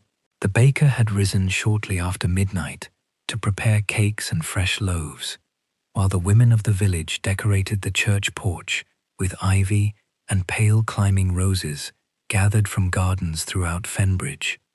Aubrey had contributed flowers as well, not because anyone had asked him to, simply because weddings had always seemed to deserve gardens. The borders surrounding the church path overflowed with foxgloves, white campanulas, lady's mantle, and fragrant lavender cut fresh before sunrise.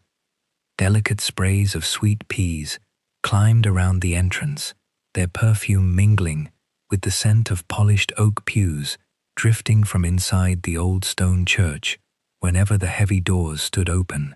Yet it was not the church that surprised the villagers. It was what stood quietly beside the small wooden arch, prepared for the bride and groom. 2 large terracotta pots. Within each grew graceful stems, bearing clusters of white blossoms, shaped like tiny silver bells. People paused as they passed. Some admired them without knowing their names. Others whispered softly to neighbors, "I've never seen flowers quite like those. They must be very rare. I wonder where Mr. Linden found them." No one imagined they had spent 6 years hidden only a few hundred yards away. Aubrey arrived before the guests. He wore his oldest dark suit, carefully brushed the evening before, and a waistcoat Eleanor had sewn nearly 20 years earlier. The fabric had faded slightly at the edges, but he had never found another that sat quite so comfortably upon his shoulders. He carried no basket today, no pruning shears, no gardening gloves, only a small pocket watch and a pair of neatly folded leather gloves that remained tucked beneath one arm throughout the morning. He was not working. For perhaps the first time in many years, he had simply come to attend. As he adjusted one of the silver bell pots beside the arch, he heard familiar footsteps approaching along the gravel path. "Mr. Linden." Beatrice's voice carried the quiet excitement of someone standing at the edge of an entirely new life. She had not yet changed into her wedding gown. A light traveling cloak protected it from curious eyes until the ceremony began, though beneath the bonnet, Aubrey could already see the gentle brightness in her expression. She stopped beside the flowers. For several moments, she said nothing. Her eyes rested upon the delicate white blossoms swaying softly in the morning breeze. There, she searched for the right word. "Exactly as beautiful as I remembered." Aubrey smiled. "So they are." She turned toward him. "I thought you told me they weren't for weddings." "I did. And now they're here." "Yes." She looked at him thoughtfully. "What changed?" Aubrey did not answer immediately. Instead, he glanced toward the distant hills, where morning sunlight now spread across the fields beyond the village. "A very wise friend reminded me," he spoke quietly, "that flowers were never meant to spend their lives hidden." Beatrice looked back at the silver bells. "They seem happier today." "They do." Another gentle silence settled between them. The church bell rang once, calling the first guests toward the entrance. Beatrice rested one gloved hand lightly upon the rim of the clay pot. "I've been thinking about these flowers ever since I saw them. I wondered whether I'd imagined them." "You didn't." "I hoped one day I might see them again." She smiled. "I'm very glad this is the day." Aubrey watched the blossoms move gently in the breeze. "So am I." Beatrice hesitated for a moment before speaking again. "May I ask you something?" "Of course." "These flowers," she chose her words carefully. "They're important to someone, aren't they?" Aubrey's eyes lingered upon the blossoms. "Yes, they are." She nodded. "I thought so. I could tell by the way you closed the greenhouse door that morning." For a while, neither of them spoke. The village around them gradually filled with cheerful voices as guests arrived, one by one, greeting old friends they had not seen since Christmas, admiring the summer gardens, and finding shaded places beneath the ancient lime trees beside the churchyard. At length, Beatrice said quietly, "If they're too precious, we don't have to use them." Aubrey looked at her. There was no disappointment in her voice, only understanding. He found himself smiling in a way that reminded him unexpectedly of Eleanor. "They're precious," he answered, "precisely because they should be here." Beatrice frowned gently. "I don't think I understand." "You will." He looked once more toward the flowers. "For 6 years, I believed I was protecting them." He paused. "It turns out I was only protecting my sadness." The young bride remained silent. She sensed this was not a story she needed to hear in full. Some stories revealed enough, simply by the way they ended. A breeze drifted through the churchyard. The silver bells swayed gently beside the wedding arch, catching the morning light until they seemed almost to glow. Beatrice smiled. "Would it be all right if people asked about them?" Aubrey considered the question, then nodded. "Yes, but if they ask why they're here." He looked toward the open church doors, where sunlight fell warmly across the old stone floor. "You needn't tell them my name." She waited. He continued softly. "Only tell them that there was once a man who loved his wife very much, and that it took him rather longer than it should have to understand what she had been trying to teach him. Beatrice's eyes shimmered gently. "I'll remember. I think that's enough." Soon afterward, the church bell rang again, fuller this time, echoing across the valley as the ceremony began. Villagers took their places upon polished wooden pews. Sunlight streamed through stained glass windows in quiet pools of ruby, sapphire, and gold. And beyond the open doors, the silver bells continued swaying peacefully in the summer breeze. They were no longer the flowers of an unfinished apology, nor the flowers of a hidden promise. They had become, at last, flowers of blessing. And somewhere, Aubrey found himself thinking that Eleanor would have smiled to see them standing among laughter instead of silence, welcoming two young people into a life together beneath the same summer sky where, many years before, she herself had once believed that every garden was happiest when it was shared. Summer settled comfortably over Fenbridge in the weeks that followed the wedding. The village no longer carried the eager freshness of spring, but the quieter confidence of a season that had fully arrived. The orchards had exchanged their blossoms for clusters of young fruit. The hedgerows had deepened into rich shades of green, and every evening the warm air lingered a little longer over the meadows before giving way to twilight. Bees worked steadily from dawn until dusk. Dragonflies skimmed low across the river, and the gardens, having reached their fullest bloom, seemed content simply to exist without asking for admiration. The greenhouse door remained open. At first, the villagers thought Aubrey must simply have forgotten to close it. Then they noticed it remained open the following day, and the day after that. Eventually, people stopped wondering about it altogether. Children wandered past the yew hedge on their way home from school, and occasionally paused to look inside. They never crossed the threshold without asking permission, and Aubrey never invited them farther than the doorway. Still, he no longer stepped forward to block their view. The silver bells stood quietly upon the stone pedestal in the center of the garden now, and inside the greenhouse there remained only empty shelves waiting for another season, neatly stacked clay pots, and rows of young seedlings preparing for autumn planting. The little building no longer guarded a secret. It had become what it had once been many years earlier, simply a greenhouse. Aubrey noticed that he smiled more often, not because life had suddenly become easier. Life rarely changed so completely. Rather, he found that there was now more room within his days for ordinary pleasures that grief had quietly hidden from him. He lingered longer over his morning tea, paused to watch swallows gathering upon the church roof before their evening flights, and sometimes sat beneath the apple trees after supper, doing nothing at all except listening to the breeze moving through the branches. One warm afternoon, while trimming lavender beside the circular flower bed, he heard a familiar voice calling from the lane.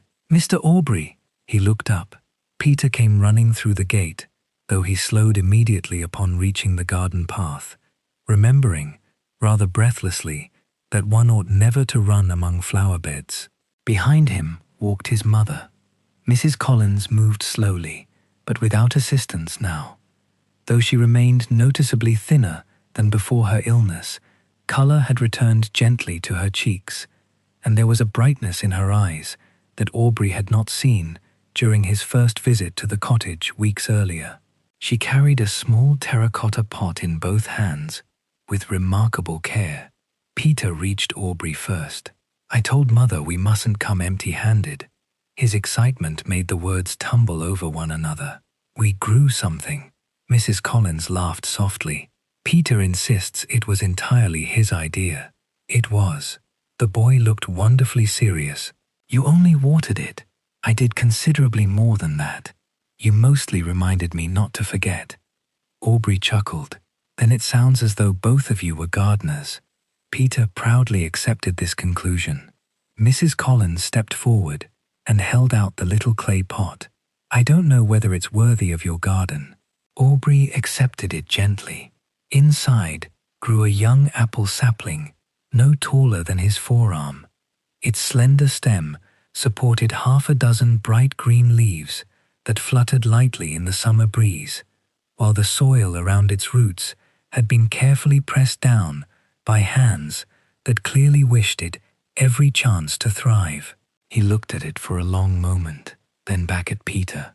"Where did you find this?" Peter's smile widened. "It grew beside Father's old apple tree. The gardener at the nursery said it was a volunteer," Mrs. Collins explained. "It would probably have been removed, but Peter thought," she glanced affectionately toward her son, "that perhaps someone else might like to watch it grow." Peter nodded eagerly. "I wanted to bring flowers," he admitted, "but Mother said flowers don't last. So," he carefully touched one of the tiny leaves, "we brought a tree instead." Aubrey looked from the sapling to the boy. "And why a tree?" Peter answered without hesitation. "So one day," he looked around the garden, "it can make shade." The simple words settled quietly over the afternoon. Aubrey felt his throat tighten ever so slightly. Shade. Not blossoms. Not fruit. Shade. A gift meant not only for today, but for people the child himself might never meet. He smiled. "I think that's one of the finest reasons anyone has ever planted a tree." Peter beamed with satisfaction. "May we choose where it goes?" Aubrey looked thoughtfully across the garden. His eyes settled upon an open patch of grass, not far from the old wooden bench beneath the orchard. For years, he had considered planting something there. For years, he had never quite decided what. "I believe," he said softly, "I know exactly the place." Together they carried the little sapling across the garden. The afternoon sun filtered through the older apple trees, scattering patches of moving light upon the ground. Bees drifted lazily among the lavender, entirely unconcerned by the small procession making its way through the winding paths. Aubrey fetched a spade. Before he could begin digging, Peter reached eagerly for it. "I can help. I'm sure you can." The hole did not need to be deep. The young roots were still small. Even so, Aubrey allowed Peter to dig the first few careful spadefuls of earth, while Mrs. Collins watched from the nearby bench, smiling more often than she seemed to realize. When the little tree stood upright at last, Aubrey gently firmed the soil around its roots. Peter poured the first watering can. Mrs. Collins pressed the earth lightly with both hands. Then all three stepped back together. The sapling looked almost impossibly small beneath the great orchard trees surrounding it. Peter frowned slightly. "It doesn't look like much." Aubrey rested one hand upon the boy's shoulder. "No, it doesn't. But neither did the oldest apple tree here." He pointed toward the broad trunk beneath which they stood. "It was once no taller than this." Peter looked upward into the wide canopy spreading above them. "Really? Really? Gardens ask us to believe in things long before we can see them." The boy considered this very seriously. "I think," he finally said, "that's rather wonderful." "So do I." Mrs. Collins rose slowly from the bench. "There is something else I ought to tell you." Aubrey turned. When Peter brought home those primroses, her voice became quieter. "I hadn't smiled for several days." She looked toward the flower beds glowing beneath the afternoon sun. "I don't remember very much from that time. I remember the fever. I remember being terribly tired. But I do remember opening my eyes and seeing spring waiting beside my bed." She smiled gently. "It made me believe I might see another one." For a long moment, Aubrey said nothing. He looked at the little apple tree, at Peter brushing the soil from his knees with enormous concentration, and then at the garden, stretching peacefully around them. Only a few weeks earlier, he had believed the greatest kindness he could offer the world was to grow beautiful flowers. Now he began to understand something quieter. Sometimes, hope arrived as a small bunch of primroses, sometimes as an open greenhouse door, and sometimes it arrived no taller than a young apple tree planted by a little boy who believed that one day someone he might never know would sit beneath its branches and be grateful for the shade. By the middle of July, people in Fenbridge had quietly stopped referring to the place as Mr. Linden's garden. Without anyone deciding it should happen, another name began to appear in conversation. People simply called it the village garden. It was not written on any sign. No meeting had ever been held. No announcement had been made after church on Sunday. Like so many customs in small villages, it simply became true because enough people believed it was. On warm evenings, after the day's work was finished and supper dishes had been washed, families began wandering through the garden before returning home. Children followed the winding gravel paths, carefully avoiding the flower beds, exactly as Aubrey had taught them. Elderly neighbors rested upon the benches beneath the apple trees, enjoying the cool shade while discussing the weather, the coming harvest, or grandchildren living in distant towns. Sometimes no one spoke at all. The garden did not seem to require conversation. It offered something quieter, the gentle rustle of leaves overhead, the steady hum of bees drifting lazily among the lavender, the occasional flutter of butterflies rising from the foxgloves before settling again upon another blossom only a few yards away. It became a place where silence felt complete rather than empty. Aubrey no longer hurried home after finishing his work around the village. Instead, each afternoon, he returned to find familiar faces already waiting beneath the trees. Mrs. Elwood often brought fresh scones, still warm from the oven. Old Mr. Barker, whose knees no longer allowed him to tend his own roses, liked to sit beside the herb beds simply to enjoy their fragrance.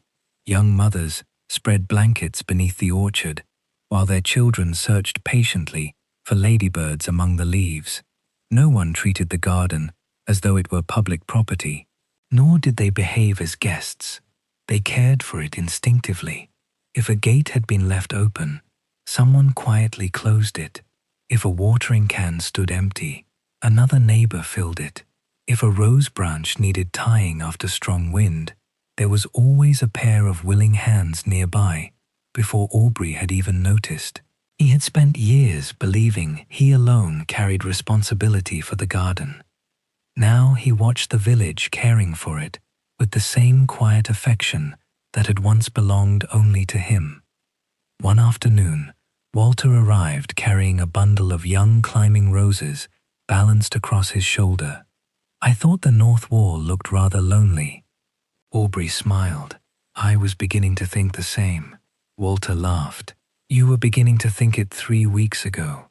The two old friends spent the afternoon planting together, occasionally disagreeing over the exact spacing between each rose, before laughing at themselves for still arguing like apprentices after 40 years. Nearby, Peter insisted upon carrying the watering can, although it was almost too heavy for him. Mrs. Collins knelt beside the herb border, gently removing weeds before Aubrey could reach them. Hetty appeared shortly after tea, carrying a basket filled with freshly baked seed cakes. "I've brought payment." Walter looked inside the basket. For whom? For everyone who works harder than they admit. The cakes disappeared remarkably quickly. Even Aubrey accepted a second helping, after only modest resistance. As the afternoon softened toward evening, Beatrice and her husband arrived from their nearby cottage. She carried something carefully wrapped in linen. "I've been making this." She unfolded the cloth. Inside lay a small wooden plaque, carved by her husband during the quiet evenings after their wedding. The lettering was simple, beautifully understated. It read only, "All are welcome." Nothing more. No names, no dedication, no explanation. Beatrice looked toward Aubrey. "May we?" He read the words once. Then again, a slow smile crossed his face. "I think," he said quietly, "Eleanor would have liked that." Together they fixed the little sign beside the entrance gate. It seemed to belong there immediately, as though it had merely been waiting for someone to notice the empty space. The silver bells continued blooming at the center of the garden. Children often stopped before them, wondering why such delicate flowers hung like tiny white lanterns beneath their slender stems. Adults admired them with equal curiosity. Sometimes visitors asked Aubrey their name. He always answered. Sometimes they asked where they had come from. He simply smiled. A long journey, nothing more. He discovered he no longer needed to explain. Not every beautiful thing required its entire history to be understood. Late that evening, after everyone had returned home and the last light faded from the western sky, Aubrey remained alone beneath the apple trees. The garden had grown wonderfully quiet again. Fireflies drifted slowly above the long grass near the orchard, while the first stars appeared one by one beyond the dark outline of the hills. The fragrance of evening roses lingered in the cooling air, mingling softly with lavender and freshly watered earth. Walter joined him without speaking. The two old friends sat together upon the old wooden bench. For a long time, they simply watched the garden, resting beneath the deepening twilight. At length, Walter smiled. "You know, I've been wondering something." Aubrey looked toward him. "What is that?" Walter nodded toward the silver bells, standing peacefully in the middle of the garden. "For 6 years, you believed those flowers belonged to one person. And now?" Aubrey followed his friend's gaze. Children had laughed beside them that afternoon. A young couple had paused there before walking home hand in hand. An old widow had sat quietly nearby with her knitting. Peter had proudly shown them to anyone willing to listen. He smiled. "They never belonged to one person." Walter nodded. "No, they only needed someone willing to share them." The evening breeze stirred the silver bells gently. Their delicate white blossoms swayed beneath the fading light, no longer hidden behind weathered glass, no longer guarded by sorrow, no longer blooming for memory alone. For the first time since Eleanor had admired them in an old seed catalogue many years before, they had become exactly what she had always hoped they would be. Not a farewell, not an apology, but a gift that continued growing each time it was shared.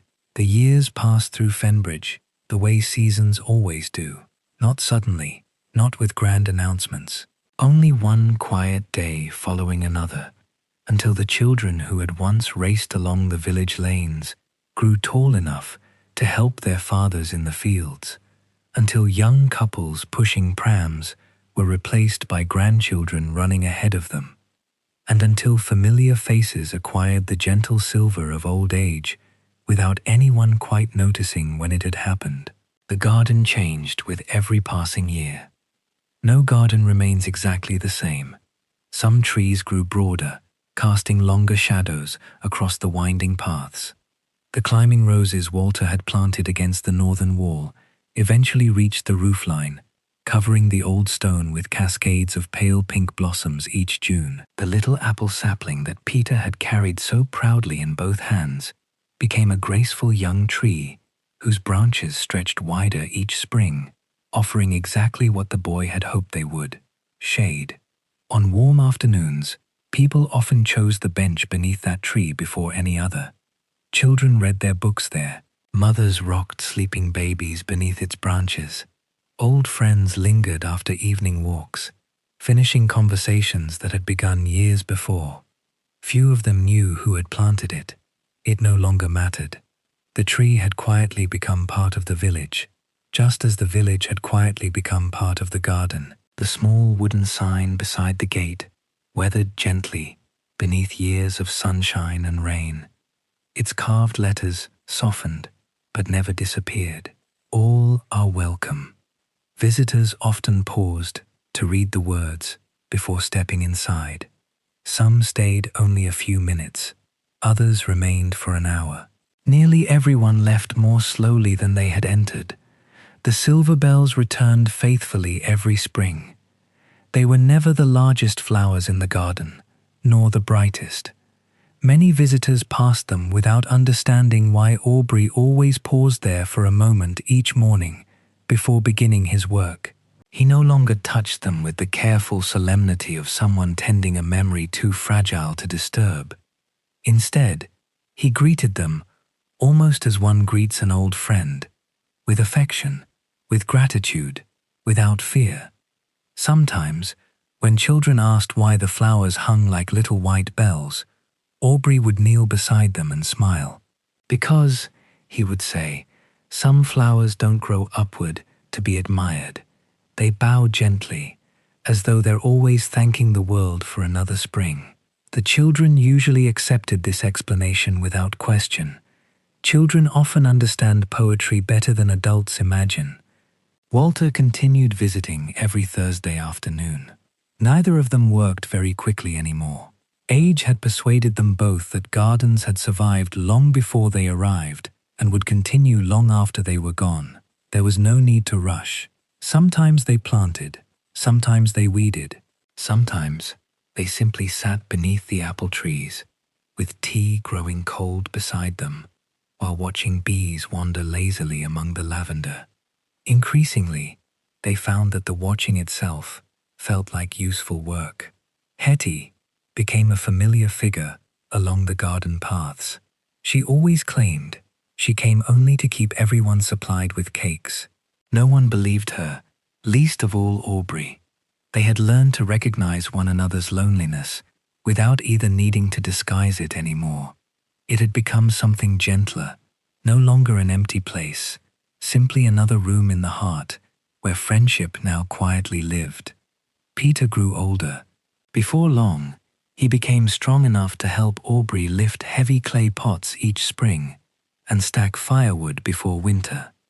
Later still, he learned how to graft young apple trees beneath Walter's patient instruction, making exactly the same mistakes Aubrey himself had once made many decades earlier.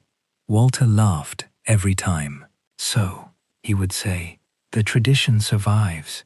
Peter never quite understood what tradition he meant. Perhaps one day he would.